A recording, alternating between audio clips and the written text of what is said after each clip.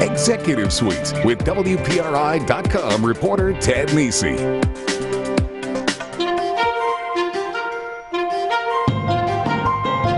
Five years after Rhode Island fell into recession, the state is still struggling to come back. A rare bright spot, the healthcare sector. Led by nonprofit hospital group Lifespan, now the state's largest private employer. Hopes are also rising for a rebound at TF Green Airport, with a long-stalled runway expansion on the horizon and a new carrier, Jetblue Airways, coming this fall. One woman is helping to pilot both organizations' futures. This week on Executive Suite, Lifespan's Senior Vice President and Rhode Island Airport Corporation Chairwoman, Dr. Kathleen Hittner. Welcome to Executive Suite. I'm Ted Nisi. Dr. Hittner, thanks for joining me today. It's a pleasure. Thank you for asking me. Absolutely. Glad to have you.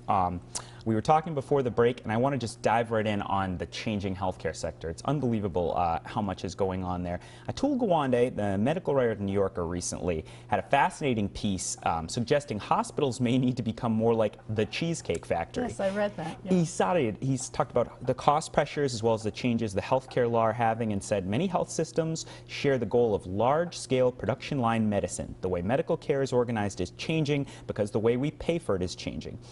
You read the article. Does it ring true to you? In general, it rings true. We should always try to standardize our care because what we look for is to do the best practice. But what I have to caution you, and what the article I think mentions a little later, human beings aren't all the same. Just like maybe the quality of the produce that you buy to make the dish may not be the same, and you have to adjust the dish accordingly.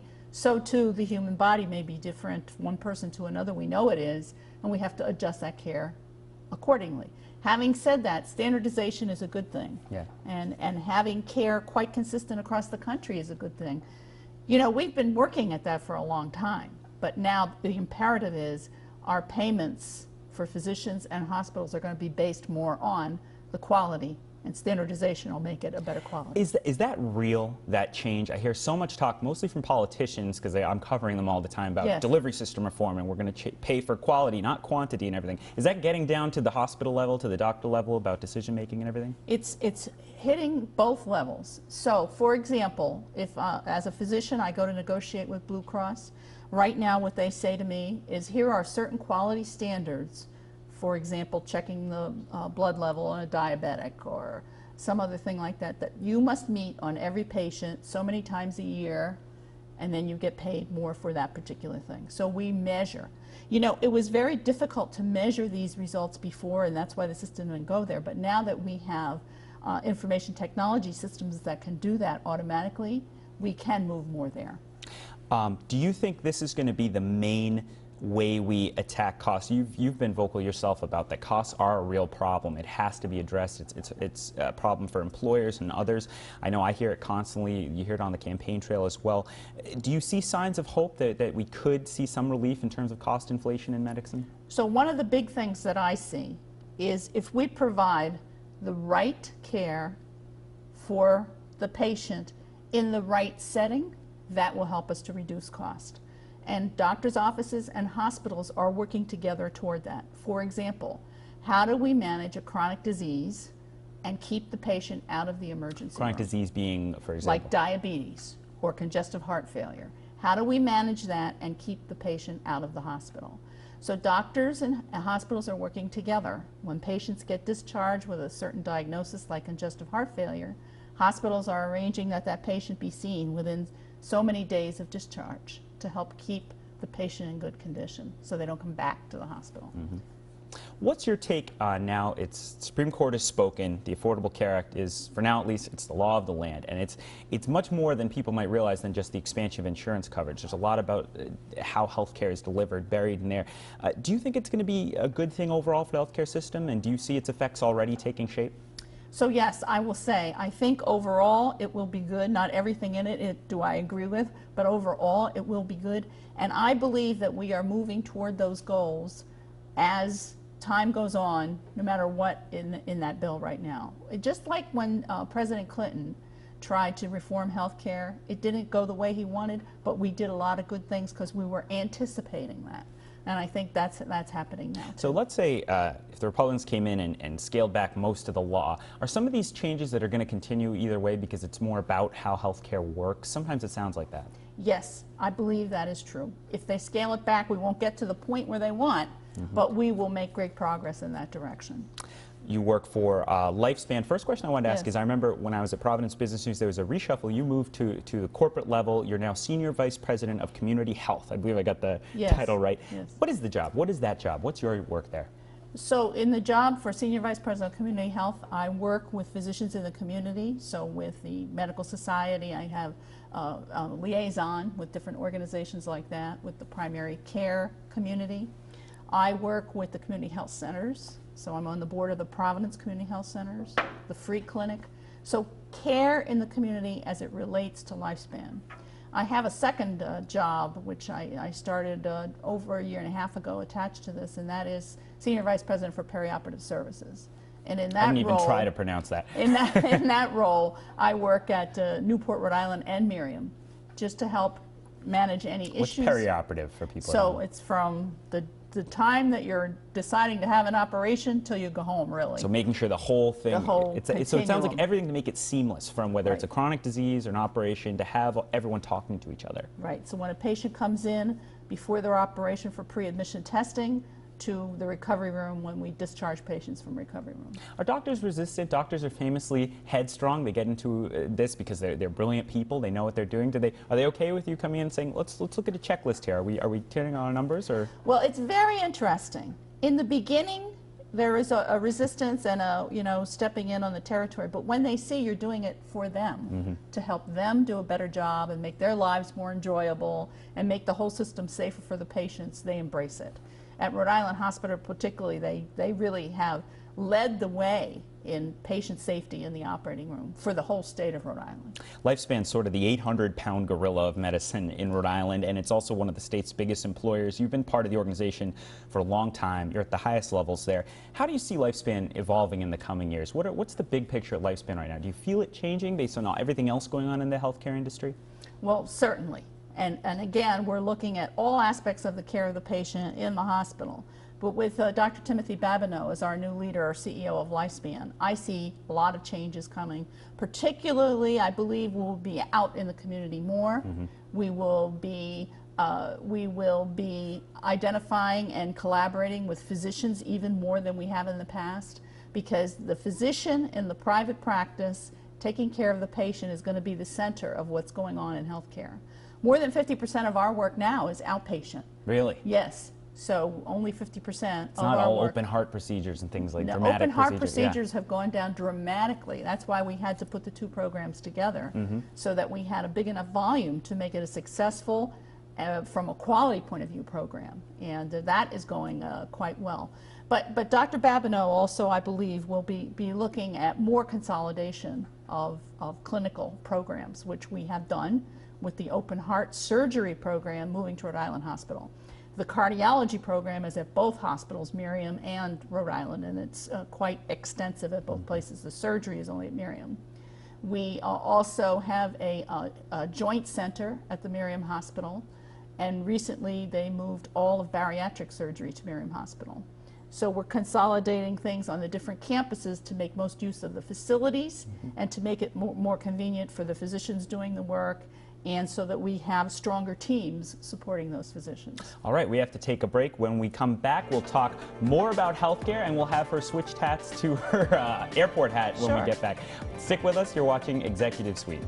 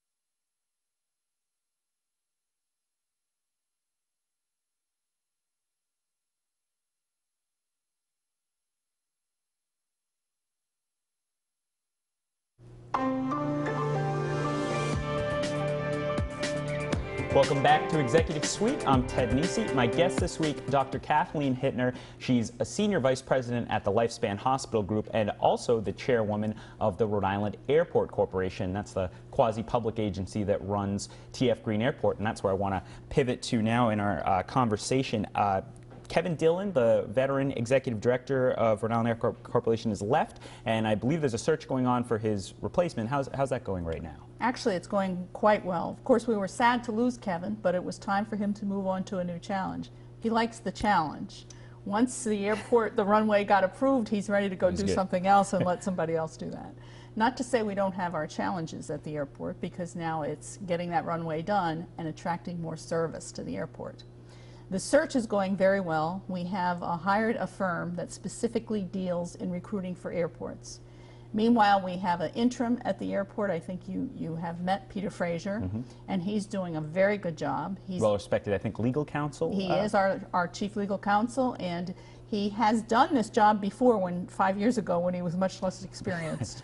So between himself and Brian Shattle, our CFO, they're working very closely together to make things go smoothly, and it's been going very well. Any idea how long it'll take to look? I would say it will probably take 4 months. We've already had our meetings where we met with the person who's doing the search, and we've identified the kind of person we're looking for and what we want from that person in the future. You mentioned challenges at the airport. There has been a big traffic drop in amid the recession at TF Green. I looked it up, 5.7 million passengers in 05, 3 million in 2011. What do you see as the cause there, and do you think it can be turned around? So this is a national issue. I think if you look across the country, we're down 3 million passengers a year from what we were in our peak in just before 08. This is a national problem. And part of it is that the airlines are really cutting back on the routes that they run, but more importantly on the size of the airplane. So they cut back on the size, and they go for having as many passengers on board to fill that as possible. Most of our planes that leave TF Green are 90% plus full. Yeah, last few times I fly, it was packed. Very full.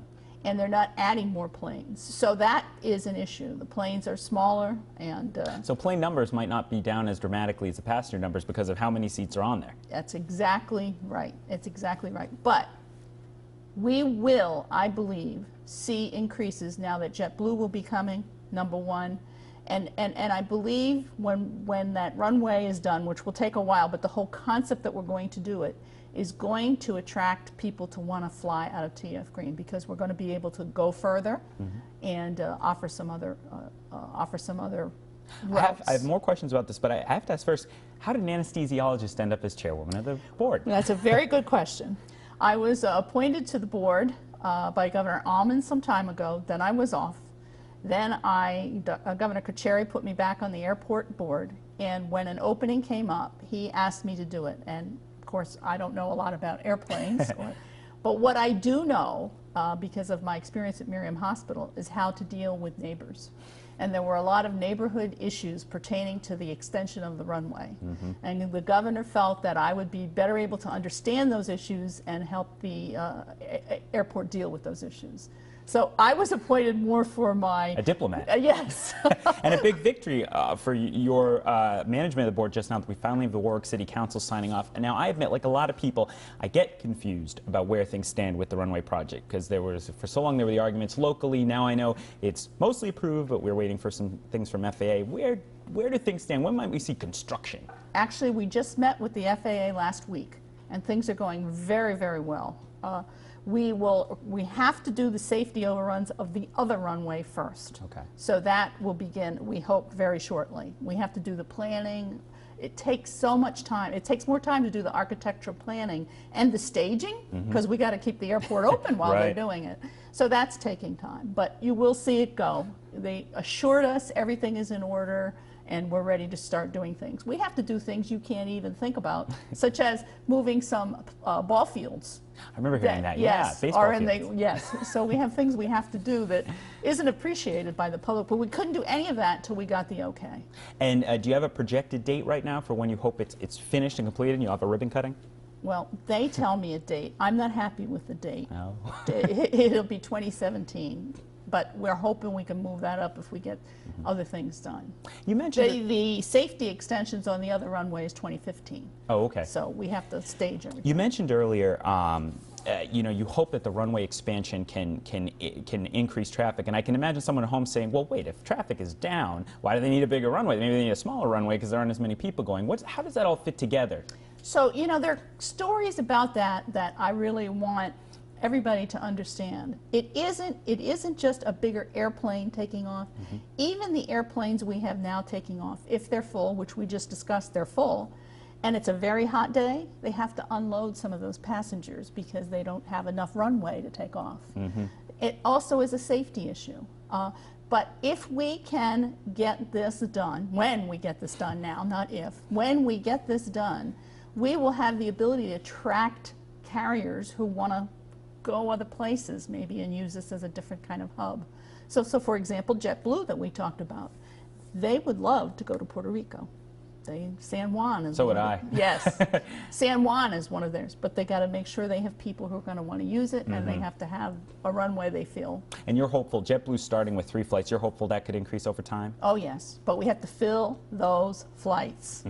And if we combine those flights with the service we try to provide at the airport to make our customers happy, we'll fill those flights. All right, well, an optimistic take on TF Green then. When we come back, we'll talk about Dr. Hittner's long career in Rhode Island and how she's seen things change in the workplace, especially for women. Stick with us. You're watching Executive Suite.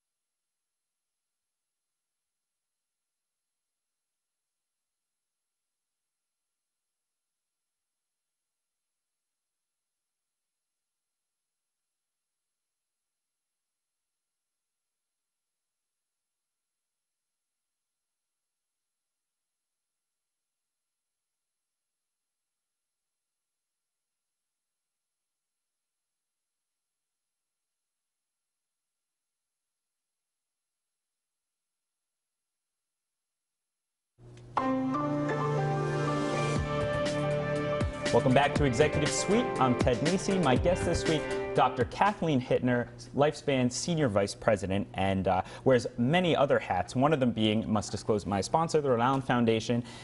You're on the board there, and one of your responsibilities is their program to attract more primary care physicians to Rhode Island and build that up. And there's a lot of discussion right now. Will there be enough primary care physicians to fill the new people gaining coverage with the Affordable Care Act? What's that program looking to do, and are you concerned about a shortage of primary care? So first of all, I am concerned about a shortage of primary care.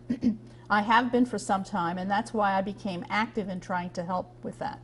And one of the things that I did through the Rhode Island Foundation, aside from programs they already had in place, was to work with the medical school, the Warren Alpert Medical School, Brown University, for those with Rhode Island Foundation, and with Lifespan, to set up a program to try to help medical students get interested in primary care.